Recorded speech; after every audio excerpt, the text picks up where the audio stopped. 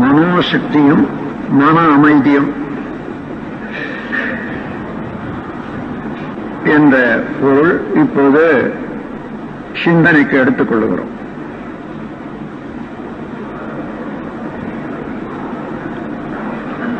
மனம் என்பதை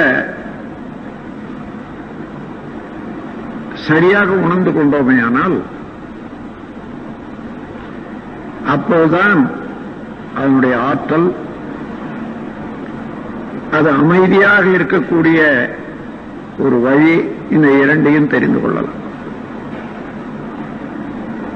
ஆங்கிலத்தில் சுருக்கமாக நான் சொல்வதுண்டு, other end of your mind is almighty the god என்று. உன்னுடைய மனதின் அடித்தளமே இறைவன் என்று. ஒரு நாள் பேசிக்கொண்டே இருக்கிற போது ஒரு அன்பர் முத்துசாமி செட்டியார் அவர்கள் கோவையில் இளநீர் கொடுத்தார். சாப்பிட்டுக் கொண்டே இருக்கும்போது அவருக்கு ஒரு தத்துவத்தை சொல்ல வேண்டும் என்று எண்ணி, இந்த கடல் தண்ணி எவ்வளவு நல்லாக இருக்கிறது பாருங்கன்னு சொன்னேன். கடல் தண்ணியா? நான் இளநீரல்லோ கொடுத்தேன் சொன்னாரு. ஆமாங்க, கடல்ல இருந்த தண்ணி தான் மழையா பெய்ந்து மரத்தின் கீழே ஊறி அது தேங்காயாகி மேல அந்த தண்ணி வந்திருக்குது. இப்ப நான் இங்க கொடுத்தீங்கன்னு சொல்றேன், அது முழுமையாக நான் சொல்றேன். ஓஹோ, அப்படியா? ஆமாங்க ஆமாங்க என்று சொன்னார். அதே போல நம் மனம் என்பது எல்லாம் வல்ல இறைநிலை என்பதை தெரிந்து கொண்டோமானால் அதை பிரம்மம் என்றும் ஆதி என்றும் அனாதி என்றும் அரூபம் என்றும் நிறைந்த பொருள் என்றும் ஆம்னிஷியன்ஸ் என்றும் பலவாறாக சொல்றோம். அது பொருள் என்ற வகையில் அந்த பொருளுக்கு ஒரு தன்மை வேண்டுமே, அந்த தன்மை தான் அதுக்கு அறிவு என்று பெயர். அப்ப அறிவு என்பது இன்னும் சுருக்கமாக உங்களுக்கு விளங்கணும்னா இயக்கம், விரைவு, வேகம், மாறுதல் எல்லாம் பொறுத்து. இருப்பு என்று வைத்துக் கொண்டீங்கன்னா அதுதான் சிவம், பூரணம், பிரம்மம், சுத்தவெளி. அதுல இயக்கம் என்பது உள்ளடங்கி இருக்கிறது, அதான் அதனுடைய தன்மை. இத்து இயங்குற போது அதான் அணு. இப்போ பரமாணு என்பதுல பிரம்மமும் இருக்கிறது, அதனுடைய தன்மையும் வெளிப்படுகிறது. எப்படி? பூரணமாக இருந்ததுல டோட்டல் கான்சியஸ்னஸ் சொல்றோம். இப்ப துண்டுபட்ட இடையில பின்னம்னு சொல்றோம். பின்னம் என்றால ஒரு பிராக்ஷன், ஒரு துண்டுபட்டது. அந்த முறையில ஆரம்பித்த அறிவானது அணுக்கள் என்ற முறையிலே இயங்கி அந்த இயக்கத்தினாலேயே தான் அடைந்த தன்மை வேறுபாடுகளுக்கு ஏற்ப பல்வேறு பொருட்களை சேர்ந்து இணைந்து கடைசியாக உயிர்களை இணைந்து ஓரறிவு முதல் கொண்ட ஐயறிவு வரையில பன்னெடுங்காலம் அந்த தன்மையெல்லாம் அதிகரித்துக் கொண்டு இப்ப மனிதனாக இருக்கிறோம். இந்த மனிதன்ல அதே அறிவு இருக்கிறது. இங்க புலன்கள் மூலமாக இயங்கும் போது புலன்கள் ஆற்றல் எல்லை கட்டியதல்லவா? கண்ணால பார்த்தோமானா ஏதோ ஒரு சில மைல் தூரம் பார்க்கிறோம். காதால கேட்கறதுக்கு கூட ஒரு சில மைல் தூரத்துல அல்லது பரலாங்க அங்க இருந்ததான் கேட்குது. அதே போல நாவல வச்சவர்தான் சுவைக்கிறோம். இப்படி ஒவ்வொன்றும் எல்லை கட்டி உணர்கிறோம். இந்த எல்லை கட்டி உணரக்கூடிய அறிவு எல்லையற்று போன, அதாவது புலன்கள் தொடர்பற்று நிற்கிற போது முதல்ல நுண்ணியதாக நுண்ணிய பொருளை உணரத்தக்க ஆற்றலாக மாறும். ஏன்னா புலன்கள் மூலமாக பெரும் பெரும் பொருட்களைத்தான் நாம் உணர்றோம். தொட்டாலும் பார்த்தாலும் கேட்டாலும் பெரிய பெரிய பொருட்களை தான் உணர்றோம். புலன்களை கடந்து நின்ற நுண்ணிய பொருளாக உள்ள, புலன்களால பார்த்த எல்லா பொருட்களும் அடிப்படையாக எதனால் அமைஞ்சதோ அதுதான் பரமாணு விண் என்று சொல்றோம். அதனாலதான் எல்லாம் அமைந்தது. அதே பரமாணு என்ற நிலையிலையும் அமைப்பு, தன்மை, இயக்க ஒழுங்கு இருக்கிறது. அந்த பரமாணு என்ற போது அதுக்கு நம்மால பார்க்க முடியாத போனாலும் எல்லாரும் மனத்தால கணிக்க முடியாது. ஆனால் யோகம் செய்து மனதை நுண்ணியக்கமாக கொண்டு வந்தவர்கள் அதை அனுமானிக்க முடியும். மற்றவர்களால் அனுமானம் முடியாத காரணம், பெரும் பொருளை நோக்கி நோக்கி நோக்கி அப்படியே வடிவம் எடுத்து எடுத்து பழகியது. நுண்ணிய நிலைக்கு போகும்போது அது கட்டுப்படாத தூக்கி அடிக்குது, விரியுது மனம். அப்ப சின்ன பொருள்ல நிக்க முடியல. நுண்ணிய நிலைக்கு நிற்காத போது நமக்கு நல்லா தெரிகிறது, அதை அனுமானிக்க முடியல. நிலைத்தான் அனுமானிக்க முடியும். அப்படி நுண்ணிய பொருள்ல நிலைத்து விட்டால் அதன் பிறகு அந்த நுண்ணிய பொருளுக்கு மூலம் எது, எங்கு இருந்து அந்த நுண்ணியக்க மூலப்பொருள் வருகிறது என்பதையும் தெரிந்து கொள்ள முடியும். நுண்மையை அறிந்த பிறகு உண்மை விளங்கும். இன்னொன்று பாருங்க, இப்போ ஒரு நுண்ணிய பொருளாக உள்ள பரமாணுவை நினைக்க முடியறதுன்னு வச்சுங்க. அப்படி நுண்ணிய, அதை விட நுண்ணி நின்றாதான் அந்த நுண்ணிய பொருள் விளங்கும். பரமாணு என்பது மிக மிக நுண்ணியது. அதை உணர வேணுமானால் அதை விட நுண்ணி நிற்கணும், இல்லைன்னா அதை உணர முடியாது. இப்போ காலையில ஒரு உதாரணம் சொன்னேன். 5 யூனிட் காஃபியில் இருக்கக்கூடிய இனிப்பை 10 யூனிட் ஜாங்கிரியில உணர்ந்த பிறகு உணர முடியலன்னு சொன்னோம். அப்ப ஏன்? அதை விட மேல இருக்கிற போது அது கீழே இருக்கக்கூடியது உணர முடியாது. அது சரி, அதை விட்டுட்டு மீண்டும் 1க்கு போகும்போது அங்க இருந்து 5க்கு உணர முடிகிறது என்றால், எந்த பொருளை நாம் உணர்கிறோமோ அந்த பொருளின் தன்மையை விட நாம் குறைந்த நிலைக்கு வந்தாதான், நுண்ணிய நிலைக்கு வந்தாதான் அதை உணர முடியும். அதாவது உணரும் போது இருந்த நிலையில இருந்து ஏற்றம் வரணும். அந்த ஏற்றம் தான் உணர்வாக மாறணும். இறக்கம் உணர்வாக வராது.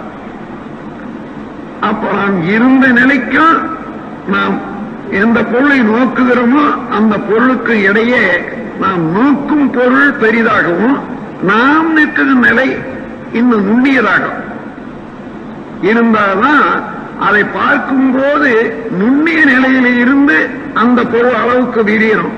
அப்போ உணரப்படும். அதனால ஆங்கிலத்தில் மொழி வளம் கண்ட மேதாவிகள் ஒரு வார்த்தையை சொல்லியிருக்காங்க, அண்டர்ஸ்டாண்ட். யூ ஸ்டாண்ட் அண்டர், அப்பதான் அறிய முடியும். உணர்ந்து கொள்வதற்கு ஒரு வார்த்தையை கொடுத்தவன் அண்டர் ஸ்டாண்ட் சொன்ன. Stand under, then only you can understand, you can learn it or realise it. இப்போ அந்த கருத்தையை வச்சுக்கொண்டு நுண்ணிய நிலையாக உள்ள பரமாணுவை நாம் உணரணும்னா எங்கிருந்து உணரணும்? அதை விட நுண்ணியதாகி உணரணும் என்ற போது அதை விட நுண்ணியது இந்த உலகத்தில் பிரபஞ்சத்தில் என்ன இருக்கிறது? பரமாணுவை விட நுண்ணியது என்ன இருக்க முடியும்? சுத்த வெளிதான். அதை விட நுண்ணியதாக வேற ஒண்ணும் இல்லை. அப்போ பரமாணுவை நீங்கள் அனுமானம் செய்கிறீர்கள். நீங்கள் இல்ல, விஞ்ஞானிகள் என்று வைத்துக் கொள்ளுங்கள். விஞ்ஞானிகள் இந்த பரமாணுவை பற்றி ஆராய்ந்து கொண்டிருக்கிறார்கள், ஓரளவுல அனுமானம் செய்கிறார்கள். அப்போ எந்த நிலையில இருந்து மனதை வைத்துக் கொண்டு அதை செய்ய வேண்டும்னா சுத்த வெளியாக இருந்ததான் முடியும். ஆகையினால அந்த சுத்த வெளியேதான் முழுமுதற் பொருளாக உள்ளது. அது இயக்கத்தில் இன்னொரு பொருளை நாடும் போது இயக்கத்துக்கு உண்டாகிறது அறிவு இயக்கம். இயக்கத்தின் வழியே பெற்ற சாதனைகள் பதிவுகள் தான் தன்மைகள். அந்த தன்மைகளால்தான் பல்வேறுபட்ட சிறப்புகள் உலகத்தில் உள்ளனே தவிர பொருள் என்பது மாறுபட்டதே இல்லை, வேறுபட்டதே. அதே பிரம்மம் தான், அதே சுத்த வெளிதான். அணுவாச்சு அந்த அணுக்கள் இயக்க நீடிப்புக்கு தகுந்தவாறு, வேறுபாட்டுக்கு தகுந்தவாறு அதனுடைய தன்மை வேறுபடுகிறது. அது எவ்வளவு கூடி இருந்தாலும் கூட சரி, அந்த அணுனுடைய தன்மை தான்.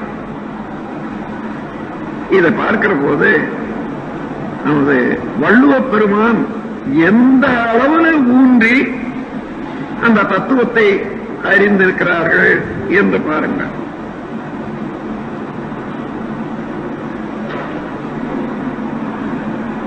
பல இடங்கள்ல நான் அதை விளக்கி சொல்றேன். பரமாணு என்பது பிறப்பு ஒக்கு எவ்வுயிருக்கும் சிறப்பு ஒவ்வா செய்தொழில் வேற்றுமையால். பிறப்பு ஒக்கு எவ்வுயிருக்கு எப்பொருளுக்குன்னு வச்சுக்கோங்க. அது தோற்றம் இருக்கிறதே எல்லாத்துக்கும் ஒண்ணுதான். எங்க இருந்து தோன்றியது எடுத்து பார்த்தால் ஒன்றுதான், வேதமே இல்லை. ஆனால் சிறப்பு ஒவ்வாது செய்தொழில் வேற்றுமையா. அந்த இயக்க வேறுபாட்டினால அந்த சிறப்பு ஒத்து வராது, ஒரே மாதிரியா இருக்காது, வேறுபட்டு. இதுதான் அந்த குறளிலே காட்டக்கூடிய நீதி. எவ்வளவு பரிணாம தத்துவத்தை சுருக்கமான ஒரே வரியில் பிறப்புக்கும் எவ்வுயிருக்கும், எவ்வுயிருக்கு என்பதை எப்பொருக்கும் வச்சுக்கலாம். நீங்க சிறப்பு ஒவ்வா செய்தொழில் வேற்றுமையா.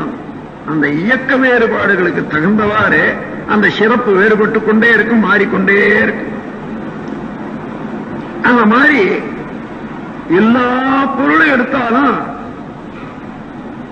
பரமாணு என்ற நிலை ஒண்ணுன்னு வச்சுக்கணும்னா அதுல எந்த 2, 3, 4, 10, 20 ஒரு கோடி வச்சுக்கணும் வச்சுக்கணும்.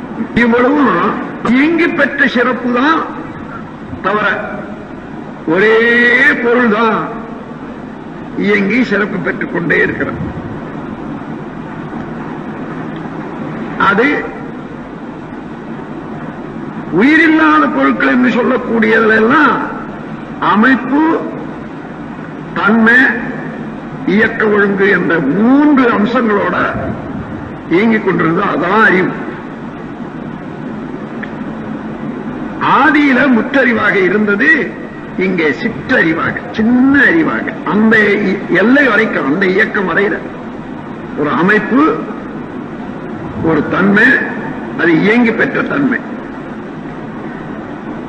அது இயக்கத்துக்கு ஒழுங்கு என்றால் ஒரு செகண்டுக்கு இத்தனை கோடி தடவை சுற்றும் என்று சொன்னால் அதாய் இயக்க ஒழுங்கு.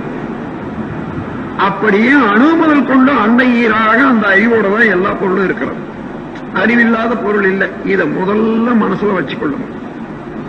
அதன் பிறகு இது ஒன்றோடு ஒன்று கூடி ஒரு ஜீவனாகி அந்த ஜீவன்ல ஜீவகாந்த சக்தி ஏற்பட்டு அதே அறிவு அந்த ஜீவகாந்த சக்தியின் ஓட்டத்தினால அணுச்சிதைவு ஏற்படும் போது ஷார்ட் சர்க்யூட் மின்குறுக்கு ஏற்பட்டு உணர்தல் இன்பமா துன்பமாக உணர்ற நிலைக்கு வந்தா அது ஜீவன் சொல்றோம், உயிர்கள் சொல்றோம். அந்த உயிர்லையும் பொருளை உணர்தல், இன்ப துன்பம் அனுபவித்தல், ஒன்றுக்கொண்டு உள்ள வேறுபாடு கணித்தல், இது 3 தன்மை இருக்கு. அதுதான் எல்லா உயிர்களுக்கும் உள்ளது. மனிதனண்ட அதே அறிவு 3 தளமாக, 3வது தளமாக வருது. பேட்டர்ன், பிரிசிஷன், ரெகுலாரிட்டி என்ற அமைப்பு, தன்மை, இயக்க ஒழுங்கு அதோட உணர்ச்சி நிலையும் இருக்கிறது. பொருள் உணர்தல், இன்ப துன்ப அனுபவித்தல், வேறுபாட்டை கணித்தல், அதுவும் இருக்கிறது. 2வது தளமும் வந்தாச்சு. 3வது தளம் தான் இப்ப 6வது அறிவு. அது என்ன? அறிவையே அறிந்து கொள்வது, மனமாக இயங்குவது. அதுவேதான் மனமாக இயங்கியதெல்லாம் பதிவாக பெற்று உயிர் சக்தியில தன்மையாக இருப்பு வச்சுக்குது. அது ஆங்கிலத்தில் சப்கான்சியஸ் மைண்ட் சொல்லுவாங்க. இது அடி மனம்னு சொல்றோம். அதான் உயிர். இங்கே மனம், இங்கே உயிர். இங்கே மனம், இங்கே அறிவு. இதே அறிவு அதற்கு மூல நோக்கி எல்லாம் வல்ல இறைநிலையை உணர்ந்து கொள்ளும் போது பிரம்மமாக மாறுகிறது. அதுவேதான் பிரம்மம். ஐயப்படாது அகத்தது உணர்வானை தெய்வத்தோடு ஒப்பக்கொள்ளல் கருத்தை எடுத்துக் கொள்ளுங்கள். சந்தேகமின்றி அகத்தது உணர்வானை, அகம் என்றால் உயிர், உயிர் உட்பொருளாக உள்ள பிரம்மத்தை, தெய்வநிலை உணர்ந்து கொள்பவனை, என்ன அவனே தெய்வம் தான். அவனை தெய்வத்தோடு ஒப்புக்கொள்ளல்னா தெய்வம் அறிந்தான், அதுவான். தெய்வம் அறிந்த போது இவனை அறிந்தான், இவனே அவனாக இருப்பதை கண்டுவிட்டான் என்றால் அவனே தெய்வம் தான் என்பதை ஒப்புக்கொள்ள வேண்டியதாரு. இப்ப பாருங்க, நாம மனோ சக்தி என்றால் என்ன? இங்கே இங்கே முனை மனம், அங்கே அடிமனம் உயிர் அல்லது அறிவு. அப்ப அறிவு என்பது மனத்தால் அறிந்த எல்லா அனுபவங்களையும் பதிவுகளையும் கொண்ட ஒரு ஸ்டோர் ஹவுஸ். அதான் அறிவு. Collective experiences. அதன் பிறகு அதற்கு முன்னே தோற்றுவாயாக இருந்த நிலையில தன்னுடைய மூலத்தை உணர்ற போது தெய்வம். அப்ப தெய்வம், அறிவு, மனம், இந்த 3 நிலையிலே இயங்கிக் கொண்டு இருப்பது அறிவுதான், மனம்தான். எல்லை கட்டியதனால சிறுத்து போச்சு மனம், குறுகி போச்சு, வலுவிழந்து விட்டது. இந்த உடல் வரையில தான் நான் என்று எண்ணிக்கொண்டிருப்பதனால இந்த கை கால் வலு வரைக்கும்னா இதை செய்ய முடியும், அதை செய்ய முடியும் என்று எல்லை கட்டியாச்சு. இந்த உடலை கலந்து உயிருக்கு போனா இது இங்கேயோ இருந்து இத்தனை காலம் பரிணாமத்தால வந்திருக்கக்கூடிய அறிவை வைத்துக் கொண்டு அதிலேயே நுணுகி நின்றால் இந்த பிரபஞ்சத்தில் உள்ள எல்லா அணுக்களோடு தொடர்பு கொள்ளக்கூடிய ஆற்றல் இந்த அறிவுக்கு வந்துவிடும். இவன் என்ன வேண்டுமோ அதை பெறலாம். ஆனால் வேண்டியதே ஒன்றுமில்லை அவனுக்கு. அந்த இடம் வர்ற போது வேண்டியது ஒன்றுமில்லாத போது என்ன வேணுமானாலும் பெறலாம். அந்த இடத்துக்கு வந்தாச்சு. அந்த அறிவின் தன்மையை உணர்ற போது அதோடு ஒட்டி பிரபஞ்சத்தில் உள்ள எல்லா பரமாணுக்களும் உழைக்க, ஒத்துழைக்க, சரியாக தொடர்ந்து இயங்க இருக்கிறது. அங்கே மனிதன் வல்லமை பெற்று விடுகிறான். அதன் பிறகு இறைவனாகவே நின்று பார்க்கிறான். இறைவனாகி விடுகிறான். அந்த நிலையில இருந்து ஆம்னிஷியன்ஸ், எல்லாம் உணரத்தக்க ஆற்றல் வந்து விடுகிறான். அவன் வாயினால ஒண்ணு சொன்னா நடக்கும். ஆனா எதை சொல்லுவான் என்பது நீங்க விரும்பின மாதிரியா நான் விரும்புற மாதிரியா சொல்ல மாட்டான். அது இயற்கையில உள்ளது உள்ளபடியாதான் சொல்லுவானே தவிர, ஆனால் அந்த நிலையை எட்டி எட்டி பழகிக்கொண்டே வரும்போது அந்த மனோவலிவு உயரும்.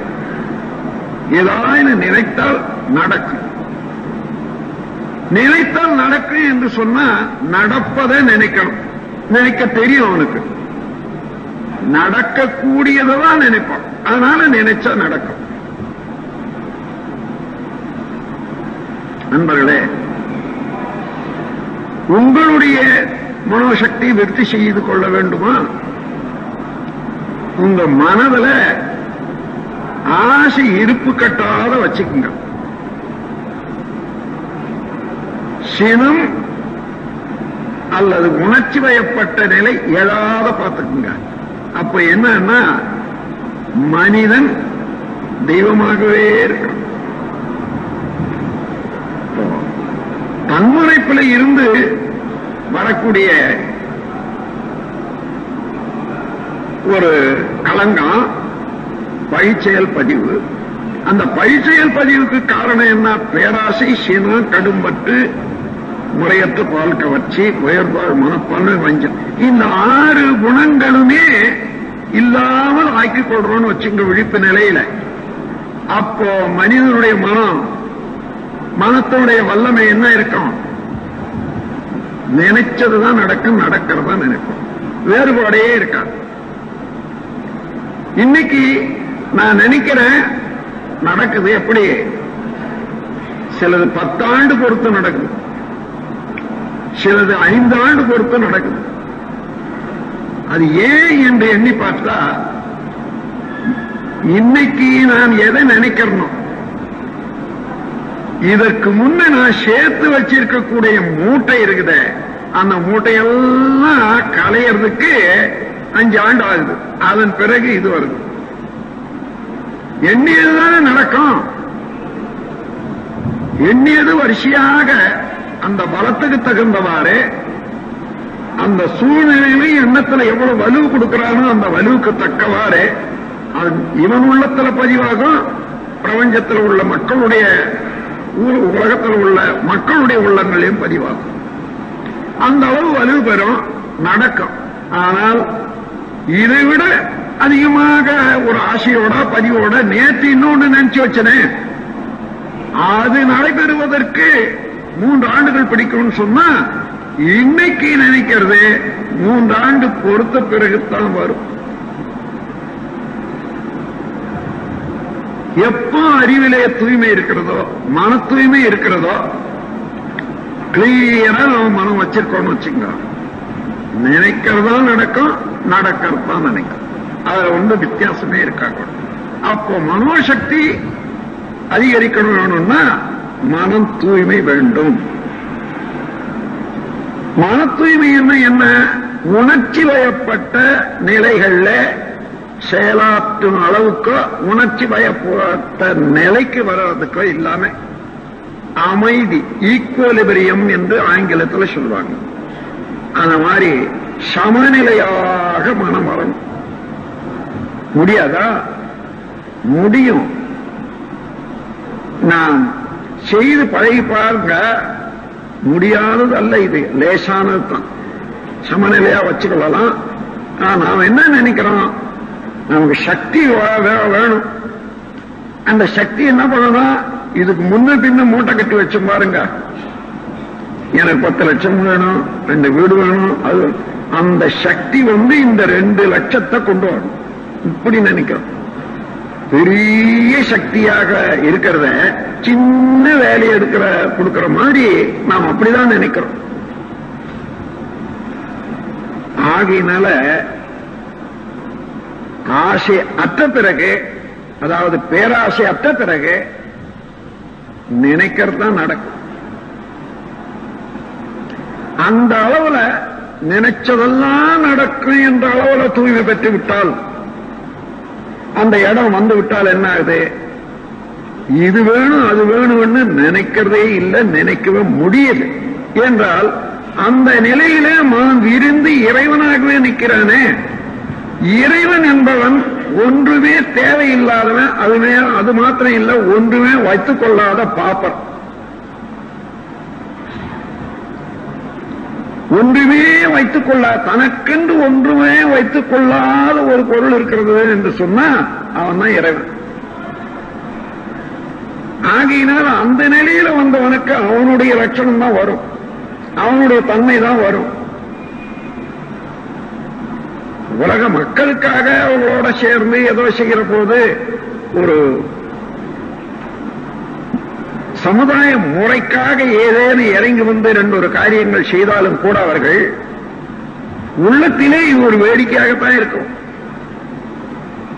குழந்தைகள் வீடு கட்டி விளையாடுது, கொஞ்ச நேரம் அப்பாவும் போய் உட்கார்ந்துக்கிட்டு நாங்களும் ஒரு வீடு கட்டுறா சொல்லி விளையாடலையா, அதுல கழிச்சிட்டு வரும்போது தானும் கழிச்சிட்டு வர்றது. அம்மாதிரிதான் உணர்ந்தவர்கள் மற்றவர்களோடு கூடியிருக்கிற போது இருக்கக்கூடிய செயல் இருக்குமே தவிர அதுல ஒரு பற்றுதலோ அதுல ஒரு ஆசையோ இருக்க. பிறருடைய ஆசையை நிறைவேற்றுவதற்காக, அவர்களுக்கு ஒரு புத்தி சொல்வதற்காக, அறிவுரை வழங்குவதற்காக இதன் மூலமாக சொல்லிலே செயலிலே நடத்தியில ஏதேனும் ஒன்றை காண்பிச்சு அவன் மூலமாக கூடுவான். நமது பாரதியார் அண்மையில வாழ்ந்திருந்த ஒரு மகா ஞானி,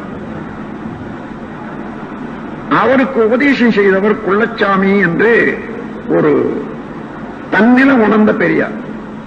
அவர் சாதாரண நாடோடி மாதிரியா தெரிந்து கொண்டிருப்பார். வந்தாரு, ஏதோ இவரை பார்த்தாரு, இவருக்கு உபதேசம் செய்துட்டார், குண்டலினி யோகமும் செய்து கொடுத்துட்டார்.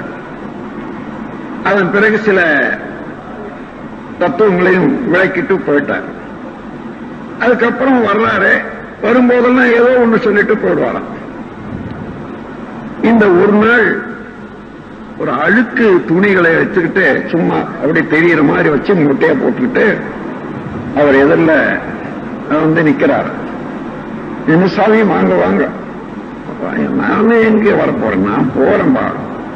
என்னங்க மூட்டை அழுக்கு துணியா இருக்குது, மேல மூட்டை கட்டி வச்சிருக்கீங்களே. அது என்னடா போட்டேன், நான் போட்டு போயிட்டேன், இதை நான் கைடி போட்டுட்டேன், உன் அழுக்கு நீ எப்போ தொலைக்க போற போயிட்டா. ஒரு அழுக்குன்னு தெரிஞ்சது, நான் போட்டேன், உன் அழுக்கு எப்போ தொலைக்க போற சொல்லிட்டு போயிட்டார். அம்மாதிரி அதுதான் அம்மாதிரியான செயல்கள் சுத்த ஞானிகளால முற்றும் உணர்ந்தவர்களால பார்க்கிறோம். சாதாரண பார்க்கறதுக்கு அழுக்கு துணியை வச்சுக்கிட்டு இருக்காதே, எதுக்காக ஏதேனும் அதன் மூலமாக ஒரு தத்துவத்தை மக்களுக்கு உணர்த்துவதற்காக ஒன்று செய்வாங்க. அது அவர்கள் விரும்பி ஏதோ பற்று வைத்துக் கொண்டு செய்வார்கள் என்பது இல்லை.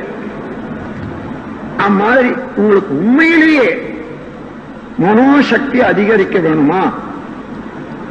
பேராசை, சினம், கவலை, இந்த மூன்றையும் ஒழிச்சிட்டு பாருங்க. மனோசக்தி பூரணமாக இருக்கும். ஆனா அது வந்த பிறகு நீங்க எதுக்காக அந்த மனோசக்தியை தேடுறீங்களோ, இன்னைக்கு மனோசக்தி எனக்கு வந்துடுதுன்னா, என் தம்பி என் சொல்ல கேட்கல, அது அன்னையிலிருந்து அவனை ஆட்டி படைப்பேன், நான் என்ன சொன்னா செய்வான். அல்லது எங்க வீட்டுல இந்த மாதிரி இருக்கணும், அந்த மாதிரி இருக்கணும், அதெல்லாம் நான் செய்ய முடியும் மனோசக்தி வந்துட்டுனா. இல்ல என்ன இன்னும் ஒரு ஆளை அடிக்கடி ஏமாத்திட்டு ஒரு மாதிரியாக பேசுறான், அவன் ஒரு கை பார்த்து விடணும் என்றெல்லாம் கூட இருக்கலாம். ஆனா மனோசக்தி வந்துவிட்ட பிறகு அவன்கிட்ட குற்றமே இல்லையே, அவன் வந்த வழி அது, இந்த இடத்துல நிக்கிறான், அவன் பேர்ல குற்றமே இல்லை, அவனை திருத்த வேண்டியது நானும் திருத்த வேண்டியதில்லை, அவனா திரும்பி வரட்டும் என்பதுதான் வருமே தவிர, எதற்காக அதை பெற வேண்டும் நினைச்சோமோ அது வந்துவிட்ட பிறகு, அறிவு வந்துவிட்ட பிறகு அந்த வெளிச்சத்துல உண்மை உணர்ற போது குற்றவாளி பாவி என்று யாருமில்லை உலகிலே. குறைகளுக்கு காரணமோ பழைய சமுதாயம். அந்த மாதிரியான உணர்வு வந்துவிடும். குற்றமே இல்லாத பார்வை மனிதனுக்கு வந்துவிடும். அப்ப திருத்துறது எங்க? திருத்த வேண்டியதே இல்லை. அவருக்குள்ளாகவே அறிவு என்ற நிலையில எல்லாம் இந்த இறைவன் உள்ள இருக்கிறான். காலத்தோடு உணர்த்தி உணர்த்தி திருத்திக் கொண்டே வர்றான், திருத்தி விடுவான். என்னை திருத்தற மாதிரி அவனை திருத்திடுவான்ற அளவுல இவன் தெளிந்து கொள்வான்.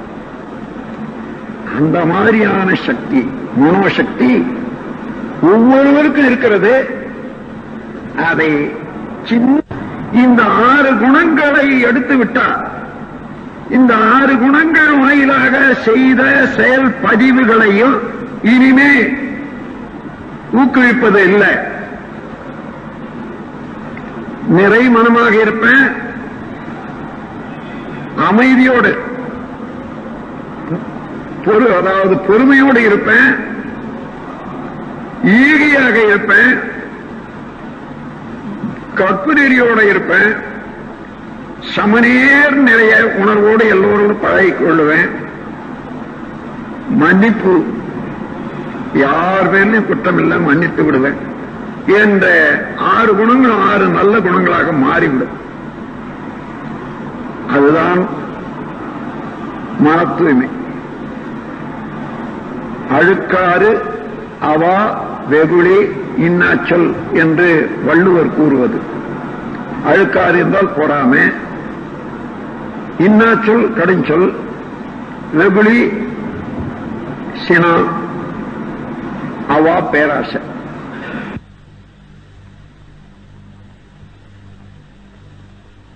இந்த மாதிரி சிறப்பு பயிற்சி வச்சு அவர் சொல்லி கேட்கிற ஆள் இல்லை. பின்னால ஒரு காலத்துல இந்த சிறப்பு பயிற்சி வைப்பாங்க அவெல்லாம் அடிக்கி சொல்லி வச்சுட்டு போயிருக்காரு. அந்த முறையில நாம் பார்த்தோமானால் மனோசக்தி முழுமையாக இறைவனுக்கு எவ்வளவு ஆற்றல் இருக்கிறதோ அந்த ஆற்றல் உங்களிடம் இருக்கிறது. கொஞ்சம் கூட குறைபடாத ஆற்றல் இருக்கிறது. அந்த ஆற்றலுக்கு பேர் ஆல்மைட்டி, ஆம்னிஷியன்ஸ், ஆம்னி பிரசன்ஸ். இன்னும் இதுதான் 3 தன்மைகள். எல்லாம் வல்ல இறைவனாக, எல்லாம் உணரத்தக்க அறிவனாக, எங்கு நிறைந்த பேருடையவனாக இருப்பவன் எவனோ அவனேதான் உங்கள் உள்ளத்திலே அறிவாக இருக்கிறான். அவனை தவிர வேற ஒன்றுமே இல்லை. ஆக சிறுக சிறுக சிறுக அவன் நிலை அடைய அடைய அந்த அளவுக்கு சக்தியும் உயர்ந்து கொண்டே வரும். தன்முனைப்பு, பழிச்செயல் பதிவுகள், மயக்கம் என்ற 3 இருந்து எவ்வளவுக்கு விடுபடுறோமோ அந்த அளவுக்கு மனோசக்தி அதிகமாக மாறும். அதனாலதான் இதெல்லாம் விட்டவர்கள் பெரியவர்கள் அவர்களை வருத்தப்படக்கூடாது, வருத்தம் கொடுக்கக்கூடாது என்று கூட சொல்வார்கள். ஏனென்றால் அவர்கள் வருந்தி சாபமே கொடுக்க மாட்டாங்கன்னு வச்சுங்க. ஆனா முள்ளு குத்தனா வலி எடுக்குமே இல்லையோ, அந்த வலி எடுக்கிற போது இருக்கக்கூடிய அலை யார் குத்தனானோ அவனால போய் தாக்கிதான் ஆகும். அதனால தானாகவே அவன் அந்த பாவத்தை ஏற்றுக்கொள்றான். அவர்கள் ஒன்றும் சபிக்க வேண்டியதில்லை. ஆகவே இந்த மனோசக்தி என்பதை சரியாக உணர்ந்து கொண்டால், ஏதோ ஒரு பொம்மையை வச்சுட்டு மந்திரத்தை சொல்லி அவன் பேரை சொல்லி முள்ள குத்தி வலியை ஏற்படுத்தக்கூடிய அளவுக்கு சிறு உணர்வுல மனோசக்தியை விருத்தி செய்யணும்னுட்டு போறாங்க இல்லையா? அது என்ன ஆகுது கட்சியில? அப்படியே ஒரு கொடுத்து யாரையும் கொள்ள, குடும்பமோ நண்பரோ நல்லா இருப்பாங்களா?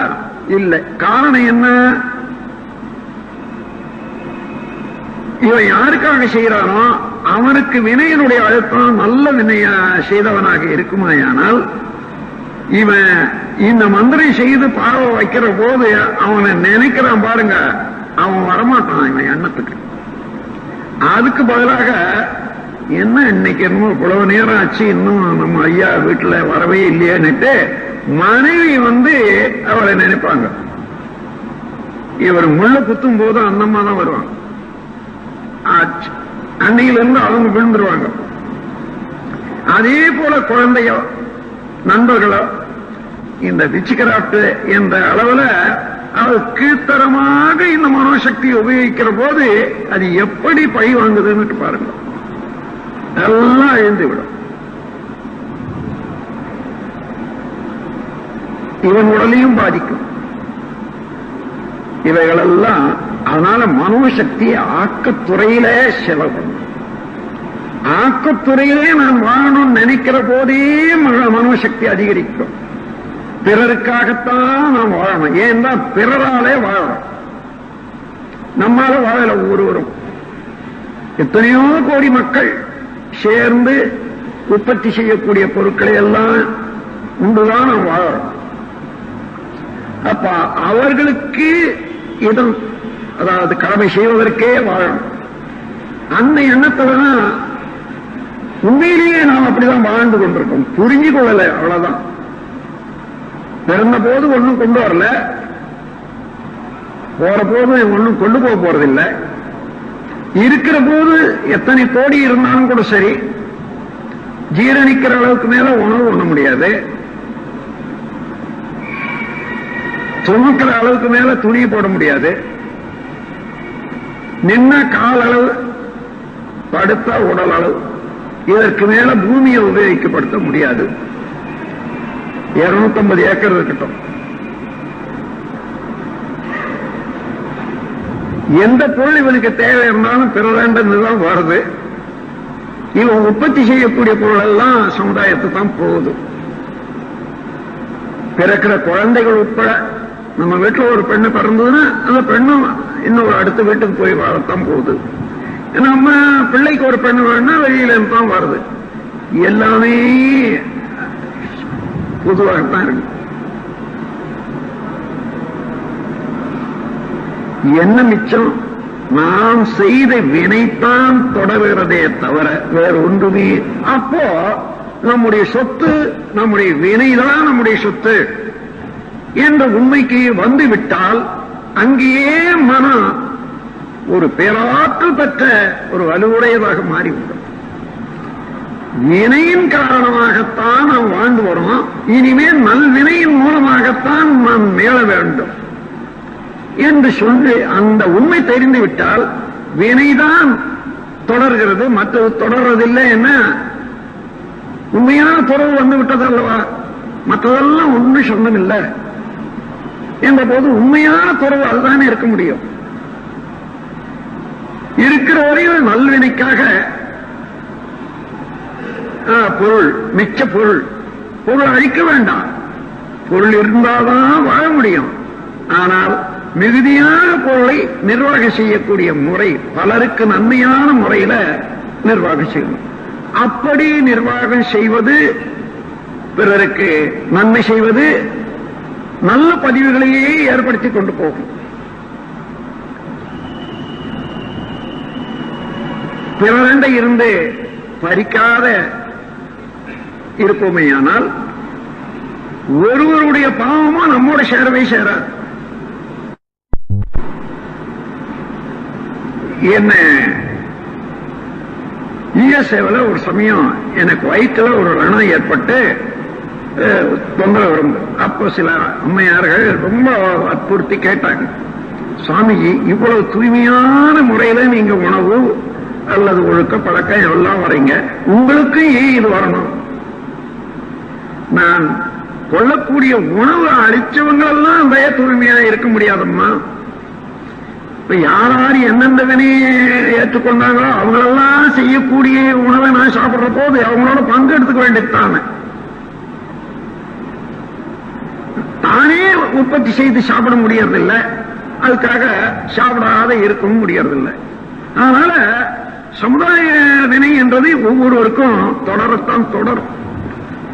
அந்த மாதிரி வினை தொடர்தான் இந்த மனிதனை தன்மையை உருவாக்குறது, ஆட்டி வைக்கிறது என்ற உண்மையை தெரிந்து கொண்டமையானால் மனோசக்தி அங்கதான் எல்லையற்ற மனோசக்தி உண்டாகும்.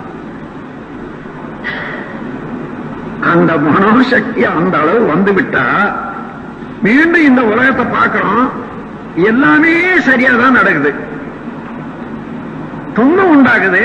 ஏன் உண்டாகுதுன்னு பார்க்கிற போது செய்ய தெரியாத தவறுகளையே செய்யறான். அவனுக்கு புத்தி சொல்லணும்னு சொன்னா வாயினால சொன்னா கேட்க மாட்டான். அவனுக்கு துன்பத்தை ஊட்டி அந்த துன்பத்தில இருந்து அவனை மீட்கணும் என்பது இயற்கையினுடைய சட்டம் இருக்கிறது.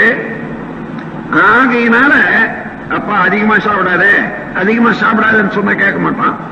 சாப்பிட்டுட்டு 2 நாளைக்கு வயிற்று வலி வந்ததுன்னா ஐயோ என்ன பண்றதுன்னு டாக்டர் என்ன போனா, அப்பா நீ உணவை குறைச்சிக்கப்பா.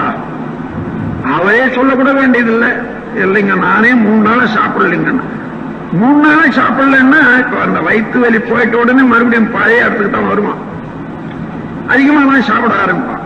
ஆனால் அது என்னைக்கு அவன் உணர்ந்து கொண்டு அந்த உணவு சரியாதான் சாப்பிடணும்னுட்டு நெறிப்படுத்துறானோ அது வரைக்கும் அந்த பாடம், இயற்கை கற்றுக் கொடுக்கக்கூடிய பாடம் வந்துட்டு தான் இருக்கும்.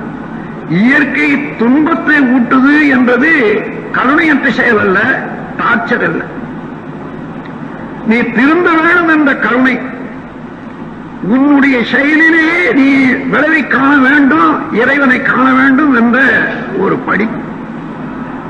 அதற்காக நல்லதே மனிதன் செய்ய வேண்டும் என்பதற்காக ஒவ்வொரு செயலிலேயும் விளைவை தொக்க வைத்திருப்பது இயற்கை பேரறிவு. அதை புறக்கணிக்காமல் இருப்போமேயானால் எல்லா செயல்களும் நல்ல முறையில் அமையும். ஒவ்வொரு செயலிலும் விளைவாக இறைவனையே காணலாம்.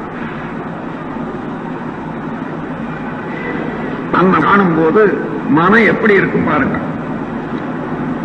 அடிக்கடி இப்படி அப்படி பிச்சுத ஏற்றத்தாழ்வு, லாபம் நஷ்டம், என்ன குறை கூடுறாங்க, என்ன ரொம்ப போட்டி வாழ்றாங்க என்பதெல்லாம் ஒன்னும் அசைக்காது. எத்தனையோ பேர் போட்டி போட்டி போட்டி போட்டி. ஒரு நாள் இந்த டெல்லியில நான் வந்து கொண்டே இருக்கேன்.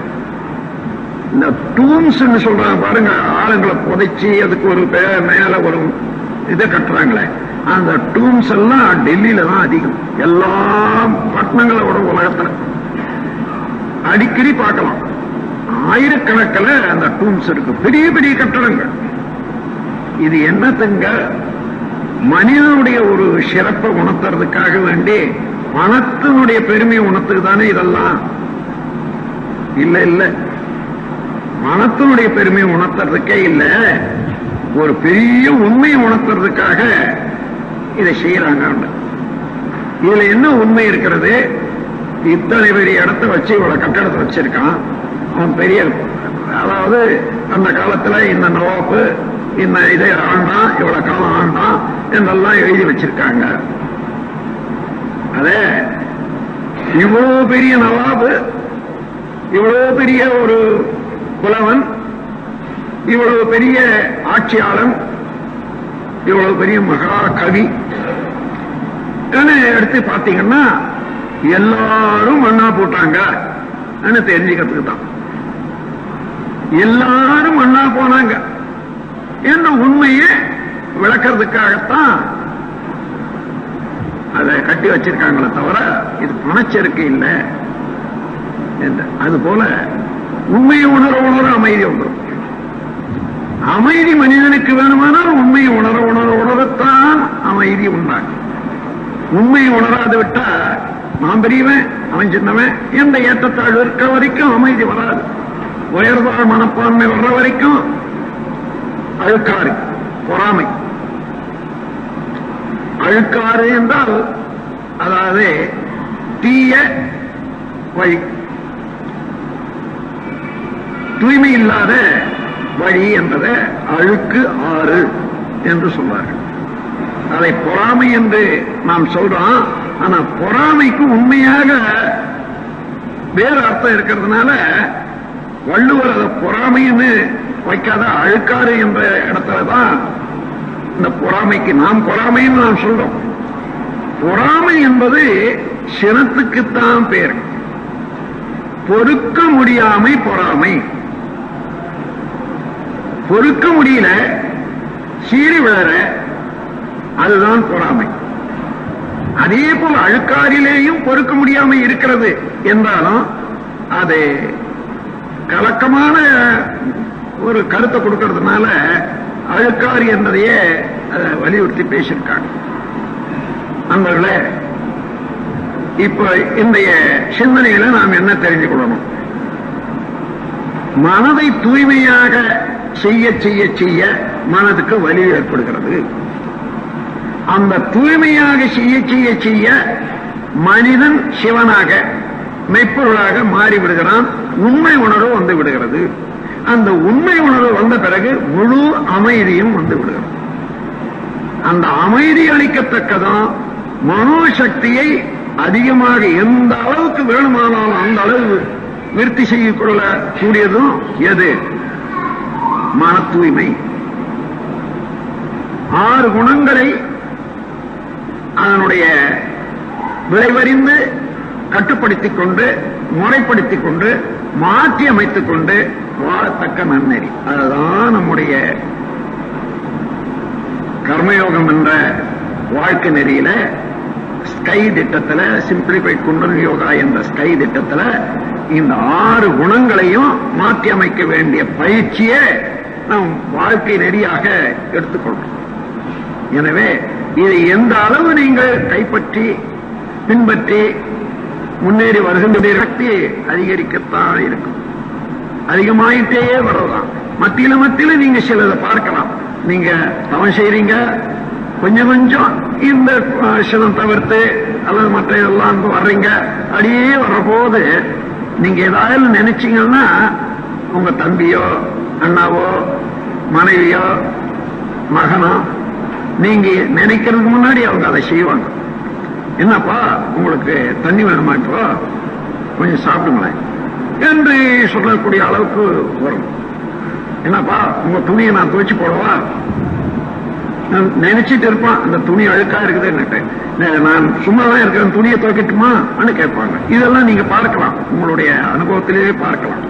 அதாவது தவத்தினால மனம் கட்டுப்பட்டு ஆற்றல் பெருக பெருக அதே போல தூய்மை அடைய அடைய நாம் என்ன நமக்கு வேணுமோ என்ன செய்யணும்னு விரும்புறோமோ அதை மற்றவங்க ஏற்றுக்கொள்வாங்க. அந்த முறையில மன தூய்மையை செய்வதற்கு செயல் நம்மிடம்தான் இருக்கிறது, மனமும் நம்மிடம்தான் இருக்கிறது. அதை சக்தியை பெருக்குவதற்கு வழியை தெரிந்து கொண்டு அந்த வழியை பின்பற்ற வேண்டியதுதான், பெற வேண்டியதுதான் என்று கூறி இந்த விளக்கம் உங்கள் ஆயுள் முழுவதும் ஒரு ஒளி விளக்காக மன தூய்மையை பெற்றுத்தான் நாம் உயர்வடைய முடியும், உயர்வடைய வேண்டும் என்ற உண்மையை உணர்ந்து கொள்ள உதவுமாக என்று கூறி நீங்கள் அனைவரும் எல்லா செல்வமும் நிறைவாக பெற்று மகிழ்ச்சியோடு வாழ வேண்டும் என்று வாழ்த்தி உரையை முடிக்கிறேன். வாழ்க வளம்.